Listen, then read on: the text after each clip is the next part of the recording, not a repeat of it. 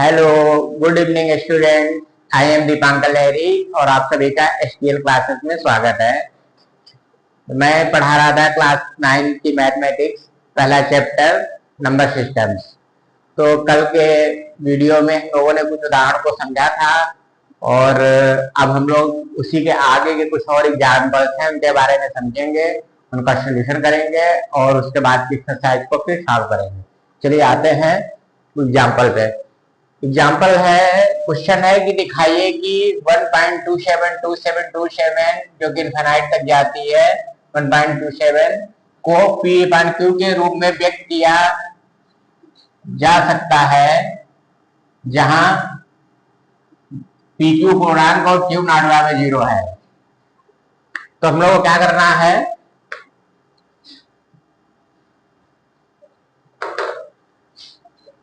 व्यक्त करना है जहां PQ पूर्णांक है। ठीक है, आप लोग समझ गए। व्यक्त करना है जहां PQ पूर्णांक है और Q बराबर नॉट बराबर 0 है। चलिए अब इसका सोल्यूशन हम लोग देखते हैं। कल हम लोगों ने क्या किया था, हमारे पास एक संख्या थी 0.3 की डैश 0.3। इसको हम लोग कैसे निरूपित करते हैं, 0.333333333 इनफाइनाइट तक। तो हम लोगों ने क्या देखा था कि 0.3 के ऊपर जब डैश था तो हम लोगों ने इसको सोल्यूशन को इसको P/Q के रूप में व्यक्त किया था। वो तो आपको याद ही होगा कैसे किया था। अब हम लोग इसके ऊपर आते हैं। ठीक है, चलिए संख्या क्या है, 1.27272727। सबसे पहले हम लोग वही प्रोसेस करते हैं, माना 1.272727 इनफाइनाइट बराबर x। ठीक है, इसको x मान लेते हैं, इसको x मान लेते हैं। इसको हम लोग x करके ऐसे भी लिख सकते हैं 1.272727। एक ही बात है बेटा, ठीक है। इसको समीकरण 1 मान लेते हैं। अब हम लोग क्या करते हैं, हम लोगों ने 1.272727 ये समीकरण 1 है। यहाँ पे क्या था, 1.03 जो था एक संख्या थी जो इसकी पुनरावृत्ति हो रही थी दशमलव के बाद, तो हम लोगों ने 10 से मल्टीप्लाई किया था। यहाँ पे 272727 दो संख्याओं की पुनरावृत्ति लगातार हो रही है, तो यहाँ पे किससे 100 से मल्टीप्लीकेशन करेंगे। जितनी संख्याएं होंगी, जितनी बार, एक पद्धति समझ लीजिए कि जितनी बार संख्याओं की मल्टीप्लीकेशन, जितनी बार संख्या दशमलव के बाद एक संख्या है तो 10 से मल्टीप्लीकेशन, दशमलव के बाद में दो संख्याएं हैं तो 100 से मल्टीप्लीकेशन, अगर 10 के बाद 3 संख्याएं हैं तो 1000 से मल्टीप्लीकेशन होगा बेटा। ठीक है, एक आप नोट कर लीजिए, याद कर लीजिए, समझ लीजिए, अच्छे से समझ लीजिए। ठीक है, तो चलिए अब आते हैं, इस पे आते हैं। ठीक है, तो हम लोगों ने क्या किया है, यहाँ पे इसको x मान लिया है। अब वही प्रोसेस क्या करते हैं, यहाँ पे दो संख्या है तो दोनों और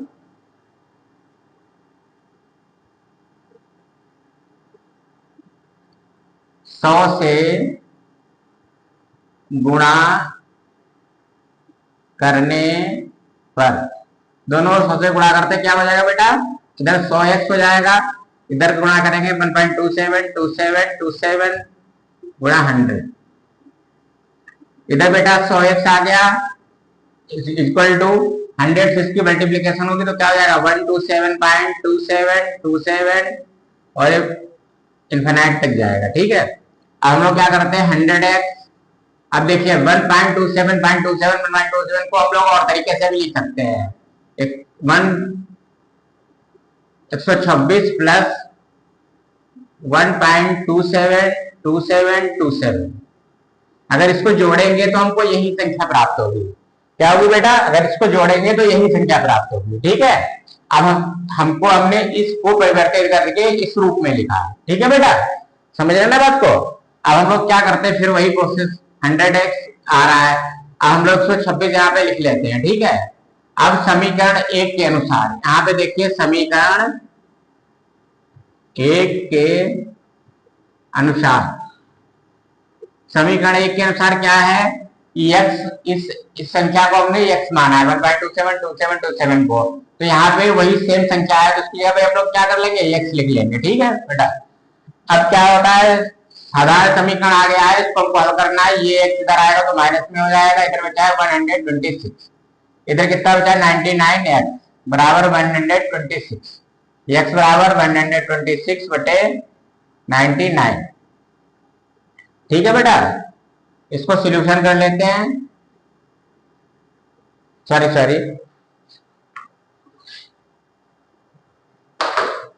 9 से इसको भाग करते हैं, 11 आ जाएगा, 9×9=36। तो x बराबर 14/11। ये हमने इसको परिवर्तित कर लिया है P/Q के रूप में, जहां पर Q बराबर नॉट बराबर 0। ठीक है बेटा, एग्जाम्पल आप लोग समझ गए होंगे, इसका कॉन्सेप्ट आप लोगों को क्लियर हो गया होगा। चलिए ठीक है, अब चलते हैं कि जहां पे 3 संख्याएं आती हैं उस एग्जाम्पल को हम लोग कैसे सॉल्व करेंगे। ठीक है, इसको देखिए स्टूडेंट, दूसरा उदाहरण है कि दिखाइए कि संख्या 0.23535 को P के रूप में व्यक्त कर सकते हैं, यहाँ P और Q पूर्णांक है और Q नॉट बराबर 0। वही प्रोसेस है, अंतर इतना है इसमें 0.2 के बाद में 3535 की पुनरावृत्ति हो रही है। चलिए इसको भी सॉल्यूशन करते हैं, कैसे सॉल्व करना आइए देखते हैं। फिर से वही प्रोसेस, माना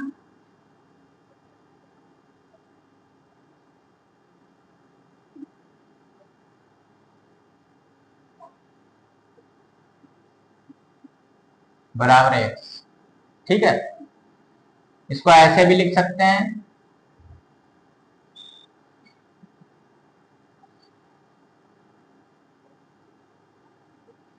देखिए 0.2353535। ठीक है, इसको हम लोग 0.23 2 के बाद 3535 की पुनरावृत्ति हो रही है, लेकिन संख्या कितनी है? 2 ही है। मैंने आपको बताया था कि जब एक संख्या होगी तो 10 से मल्टीप्लीकेशन करेंगे, जब 2 संख्याएं होंगी तो 100 से करेंगे, अगर 3 संख्याएं होंगी तो 1000 से करेंगे। तो यहाँ पे क्या हो गया है कि 2 संख्याएं ही है। ठीक है, उससे आप कंफ्यूज मत हुई कि 2 के बाद में है, लेकिन सिर्फ पुनरावृत्ति किसकी हो रही है? मात्र 2 संख्याओं की। तो आप चलिए यहाँ पे क्या करते हैं, दोनों ओर 100 से मल्टीप्लीकेशन करते हैं।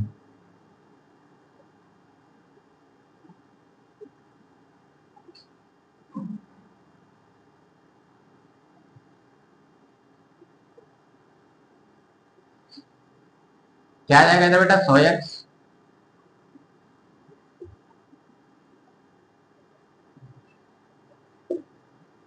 ठीक है, इधर 100x आ गया, इधर क्या आ गया? 100 से मल्टीप्लीकेशन किया, 23.53535 आ गया। ठीक है, अब हम लोग क्या करते हैं, जैसे हम लोग उसको उसमें निरूपित किया था, ऐसे ही हम लोग इस संख्या को कैसे कैसे निरूपित करेंगे? 23.3 प्लस 0.2353535। देखिए इसको जब हम लोग ऐड करेंगे तो हम लोग को यही संख्या प्राप्त होगी। देखिए यहाँ पे लिख के देख लेते हैं, 0.23535 23.30000 ऐड कर लेते हैं, 23.5353535। ठीक है बेटा, तो इस संख्या को हमने इस संख्या में निरूपित किया है। ठीक है, क्यों निरूपित किया है? तो हमको समीकरण 1 अप्लाई करना है। अब फिर हम वही काम करते हैं समीकरण 1 के अनुसार। ठीक है, 100x इधर आ गया, 23.3 हो गया, यहाँ पे क्या आ जाएगा बेटा? x आ जाएगा। अब x को इधर लेके आएंगे, 99x हो गया है। x को ऐसे करेंगे, इसको हम लोग साधारण रूप से कैसे लिख सकते हैं? ये दशमलव हटेगा, 0 बढ़ जाएगा, नीचे क्या आ जाएगा? तो हम लोगों ने x को जो है कैसे निरूपित कर लिया? 233/990 P/Q के रूप में व्यक्त कर लिया है, जहां Q जो है 990 है, इसलिए Q नॉट बराबर 0 है। ठीक है, तो हम लोगों ने इसको P/Q के रूप में व्यक्त करना सीख लिया है। ठीक है, तो हम लोगों को इस चीज का कॉन्सेप्ट क्लियर हो गया होगा। आप लोग हम लोग देखते हैं कि हम लोगों को अगले कौन सा उदाहरण का सॉल्यूशन देखना करना है। तो बेटा देखते हैं कि एक और एग्जांपल है, लास्ट एग्जांपल है, इसको देखते हैं, इसके बाद हम लोग प्रश्नावली 1.3 का सॉल्यूशन करेंगे। देखिए 1/7 और 2/7 के बीच की एक अपरिमेय संख्या ज्ञात कीजिए। तो हम लोग क्या देखते हैं कि ये इसको पता करने के लिए हम लोग 1/7 और 2/7 को लिख लेते हैं। अब हम लोग क्या करते हैं, 1/7 1/7 को 7 से भाग देंगे, 1 को 7 से भाग देंगे तो हम लोगों को पता चलेगा कि इन 6 संख्याओं की पुनरावृत्ति बार बार हो रही है। तो ये आसानी से कर सकते हैं। ऐसे हम 2/7 को निकाल लेंगे तो हम लोगों को पता चलेगा कि चीजों की पुनरावृत्ति बार बार हो रही है। तो इन दोनों के बीच क्या है, अशांत अनावर्ती संख्या है। इन दोनों संख्याओं के बीच में बहुत सारी अशांत अनावर्ती संख्या है। तो हमें क्या करना है, 1 4 2 8 5 7 1 और 2 8 5 7 1 4 इन दोनों संख्याओं से मध्य जो इससे बीच की संख्या हो, मतलब इससे बड़ी हो और इससे छोटी हो, क्या हो 0.142857, इसके इस वाले दशमलव के बाद की संख्या से जो है बड़ी होनी चाहिए, बीच में जो भी संख्या हो, और इससे जो है कि 0.28571 से छोटी होनी चाहिए। ठीक है, तो हम ऐसे ही एक संख्या का उदाहरण लेते हैं 0.150150015000 या 15000। ये अशांत अनावर्ती संख्या है। जो इसके बाद की संख्या है, ये देखिए इस संख्या इस संख्या से बड़ी है लेकिन इस संख्या से छोटी है। तो इसका एक एग्जाम्पल हम लोग ये ले लेते हैं। ठीक है, तो हम लोगों का इसका सोल्यूशन हो गया है। ठीक, तो उदाहरण आप लोगों को समझ में आ गया होगा, आप लोगों को कॉन्सेप्ट क्लियर हो गया होगा। अब चलते देर ना करते हुए हम लोग आप एग्जाम्पल को सॉल्व करते हैं। इस प्रश्नावली को एग्जाम्पल सॉल्व हो गए हैं सॉरी। अब देखते हैं कि प्रश्नावली कैसे सॉल्व करनी है। चलिए बच्चों, आते हैं हम लोग प्रश्नावली के ऊपर, प्रश्नावली 1.3। ठीक है, देर न करते हुए इसको सोल्यूशन देखते हैं। इसका पहला क्वेश्चन है, दशमलव में संख्याओं को लिखना है। जो कुछ संख्याएं दी गई है 6 संख्याओं, इनको दशमलव में लिखना है। उनको बताना है कि दशमलव प्रसार किस प्रकार का है। तो ठीक है, तो हम लोग स्टार्टिंग करते हैं। पहली संख्या है 36/100। इसको हम लोग सिंपल रूप से जब 100 से 36 को भाग देंगे तो 0.36 आ जाएगा। 36 के बाद में दशमलव संख्याओं का प्रसार नहीं हो रहा है, तो क्या है, शांत दशमलव प्रसार है। क्या है, शांत दशमलव प्रसार। ठीक है, ऐसे 1/11 को जो सॉल्व करते हैं तो 0.9 को बार बार संख्या आ रही है। कितनी आ रही, 0.09 बार बार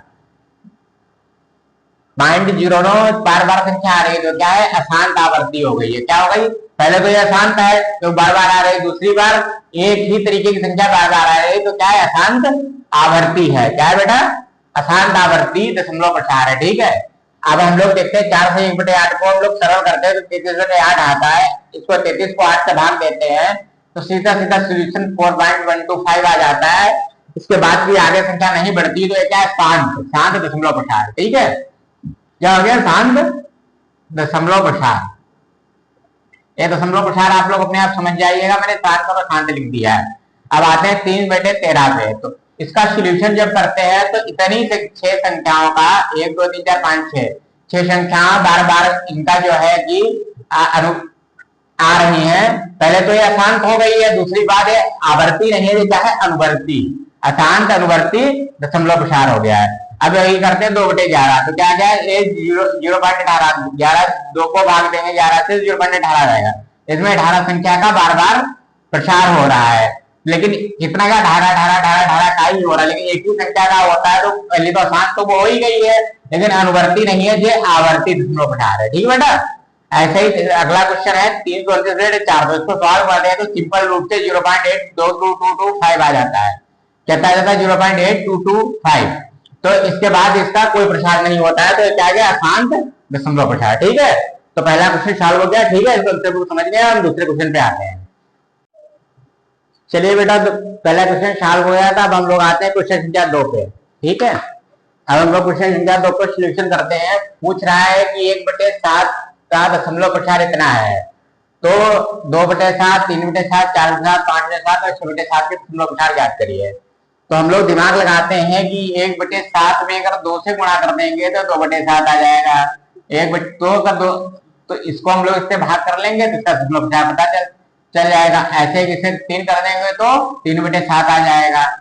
तो ऐसे अगर 4 से कर देंगे तो 4/7 आ जाएगा। तो सिंपल है, आप लोग समझ में आ गया होगा। तो हम लोग क्या करते हैं, 1/7 को 2 से गुणा करते हैं तो 2/7 आता है। 1/7 का दशमलव प्रसार पता है, 1/7 की जगह हम लोग लिख देते हैं इसका दशमलव प्रसार क्या है। इसको 2 से गुणा कर देते हैं तो कितना आ जाता है, इतना आ जाता है। ठीक है बेटा, तो ये कितना हो गया, 2/7 का दशमलव प्रसार हो गया। इसी तरीके से हम लोग 3/7 को क्या करते हैं, 3 को 1/7 से गुणा करेंगे तो 3 1/7 की जगह पे हमें पता है कितना लिखना है, इसको इससे गुणा कर देंगे तो दशमलव प्रसार पता चल जाएगा। ऐसे ही 4 का दशमलव प्रसार पता चल जाएगा, ऐसे ही 5 का दशमलव प्रसार पता चल जाएगा, ऐसे ही 6 का दशमलव प्रसार निकाल लेंगे। ठीक है, हम तो आप लोगों को इसका कॉन्सेप्ट क्लियर हो गया। क्वेश्चन नंबर 3 पे आते हैं। चलिए बेटा, क्वेश्चन नंबर 3 पे आते हैं। संख्या को P/Q के रूप में व्यक्त कीजिए जहां P और Q पूर्णांक तथा Q नॉट बराबर 0 है। सेम वही प्रोसेस है जो संख्या हमने पहले व्यक्त की है। कैसे करते हैं, चलिए हम लोग देख लेते हैं। पहली संख्या है 0.6। ठीक है, हमने आपको बताया था कि 0.6 को कैसे व्यक्त करना है। क्या है बेटा, पहली संख्या क्या है, 0.6, यहाँ पे डैश लगा हुआ है। तो हमने आपको बताया था कि एक संख्या हो तो सबसे पहले क्या करते हैं, सबसे पहले मान लेते हैं 0.6 बराबर x। ठीक, इसको ऐसे भी लिख सकते हैं 0.6666। अब हम लोग क्या करते हैं, इसको समीकरण 1 मान लेते हैं। हम लोग क्या करते हैं, 0.6 जो है एक संख्या का आवर्त हो रहा है, एक संख्या बार बार आ रही है, तो सिर्फ 10 से गुणा करेंगे। किससे गुणा करेंगे, 10 से। दोनों ओर 10 से गुणा करने पर, ठीक है, तो 10 से गुणा करते हैं दोनों ओर। यहाँ पे कितना आ गया, 10x। यहाँ पे क्या आ जाएगा बेटा, एक दशमलव इधर दाईं ओर को बढ़ जाएगा। ठीक है, 10x, इसको हम लोग कैसे 6 प्लस 0.6666 ऐसे भी लिख सकते हैं। ठीक है, इसको हम लोग ऐसे भी निरूपित कर सकते हैं, आप जोड़ के देख सकते हैं 6 और 6.0000 को कितना आता है, 666.666। देखिए 6 के बाद में हम लोग कितने भी दशमलव लगाते हैं इसकी कोई वैल्यू नहीं होती है, तो हम लोग इसको जोड़ सकते हैं। ठीक है, तो 6 माइनस 6 ही रहेगा। अब हम समीकरण 1 के अनुसार हम ये कर चुके हैं पहले, इसलिए मैं इसको थोड़ा सा स्पीड में बता रहा हूं, आप लोग समझ रहे होंगे। इसकी वैल्यू क्या है बेटा, x है। यहाँ पे x लिखते हैं, x को इधर लेके आते हैं, माइनस में हो जाएगा 9x बराबर 6 हो जाएगा, x बराबर 6/9 हो जाएगा। 3 दूनी 6, 3 तिया 9। x की वैल्यू 2/3 हो जाएगी, जिसको हमने P/Q के रूप में व्यक्त कर लिया है, जहां Q बराबर नॉट बराबर 0। ठीक है, आप सभी लोग परीक्षा में ऐसे क्वेश्चन सॉल्व करें, आंसर जरूर लिख दें यहाँ पे। ठीक है, चलिए अब हम क्या करते हैं कि दूसरा पॉइंट देखते हैं इसी में। चलिए देखते हैं, दूसरा है 0.47 और इसमें जो है कि 747। क्वेश्चन क्या है, इसमें 0.47 की पुनरावृत्ति हो रही, संख्या 1 की ही पुनरावृत्ति हो रही है। ठीक है, आप पहले ध्यान देने के 4 की नहीं हो रही, 7 पे डैश लगाए तो 1 की पुनरावृत्ति हो रही। तो वही प्रोसेस करते हैं, माना 0.47 बराबर x को ऐसे लिख लेते हैं 0.47777, 7 को बाहर लिख लेते हैं, ऐसे से आ जाएगा। ठीक है, इसको समीकरण 1 बना लेते हैं। एक संख्या की पुनरावृत्ति हो रही है तो 10 से ही गुणा करेंगे, दोनों ओर 10 से गुणा करने पर। ठीक है, इधर 10x आ जाएगा, इधर क्या आ जाएगा 0.4777 गुणा 10, इनफाइनाइट है। ठीक है, 10x कर लेते हैं, यहाँ पे 4.7777 इतना आ जाएगा। ठीक है बेटा, अब हम लोग को इसी रूप में निरूपित करना है कि ये पुनः हम लोगों को इसी रूप में प्राप्त हो जाए। तो हम लोग क्या करेंगे, 4.3 बाहर निकाल लेंगे इससे, तो क्या आ जाएगा 0.4777। ठीक है, 4.3 बाहर निकाल लिया तो क्या हो गया 0.477। अब इधर जोड़ के देख लेते हैं, 0.47777 और 4.3 कितना आता है, इसको जोड़ के देख लीजिए, 7 7 7 7 4 7 4। 4.777 ही मिलता है। इन दोनों संख्याओं को जोड़ने पे इतना ही प्राप्त होता है। इस संख्या को संख्या में निरूपित कर लेते हैं। अब समीकरण 1 के संख्या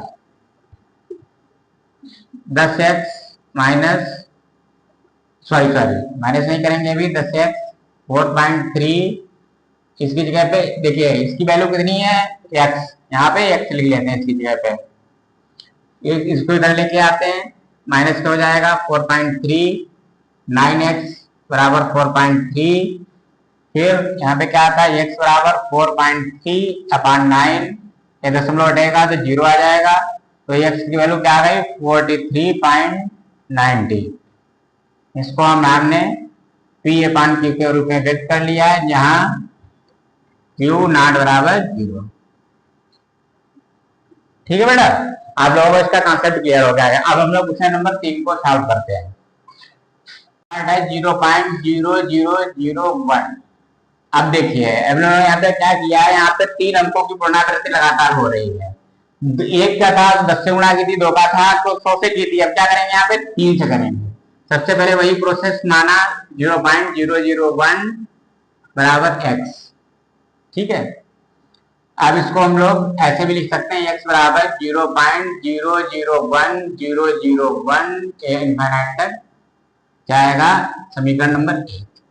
अब क्या करेंगे, 3 संख्याओं की पुनरावृत्ति हो रही है, तो 2 की थी तो 100 से गुणा किया था, तो 3 संख्याओं की है तो 1000 से गुणा करेंगे। किससे करेंगे बेटा, 1000 से, दोनों ओर 1000 से गुणा करने पर। ठीक है, अब x गुणा 1000 से गुणा करते हैं, 0.001001 इनफाइनाइट गुणा 1000। अब यहाँ पे क्या आ जाएगा बेटा 1000x। ठीक है, यहाँ पे 1000 से गुणा करेंगे, सुनो 3 अंक, 1 2 3 अंक इधर बढ़ जाएगा, यहाँ पे आ जाएगा, क्या आ जाएगा 0.001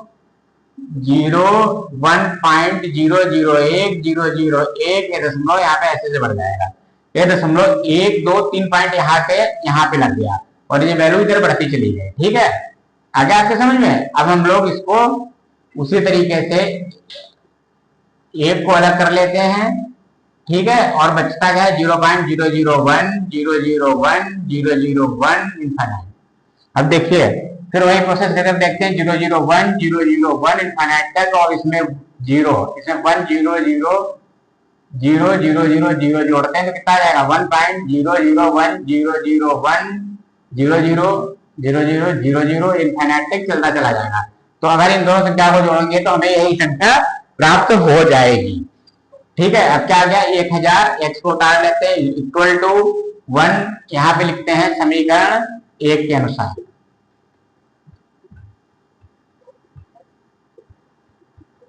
हम लोग देख लेते हैं समीकरण 1 में क्या है, 0.001 वैल्यू x है, तो यहाँ पे इसकी जगह पे हम लोग क्या लिख सकते हैं x। ठीक है बेटा, अब हम लोग से 1000 के इसको x को इधर लेके आएंगे, माइनस का हो जाएगा, इधर क्या बचेगा 9, इधर 999x बराबर 1, तो यहाँ पे x की वैल्यू क्या आ जाएगी 1/999। ठीक है बेटा, तो हमने 0.001 को x की वैल्यू क्या है 0.001, इसको क्या हम लोग कहेंगे 1/999। तो इसको हमने P/Q के रूप में व्यक्त कर लिया है, जहां Q नॉट बराबर 0। ठीक है बेटा, आप लोग ये समझ गए होंगे। यहाँ पे हम लोगों ने कुछ सेशन का 3 तक का सोल्यूशन कर लिया है। वीडियो काफी लंबा हो जाएगा, आप लोगों को भी एक्सरसाइज करनी पड़ेगी, तो आप अभी अपनी एक्सरसाइज लगातार करते रहिए, जिससे आप जो है क्वेश्चन सॉल्व करने में अच्छे से सक्षम हो जाएं, अच्छे से आप सॉल्व कर लें, और इसके बाद की एक्सरसाइज को हम कल के वीडियो में सॉल्व करेंगे। ठीक है बेटा, सभी को शुभकामनाएं, bye bye, good evening, take care.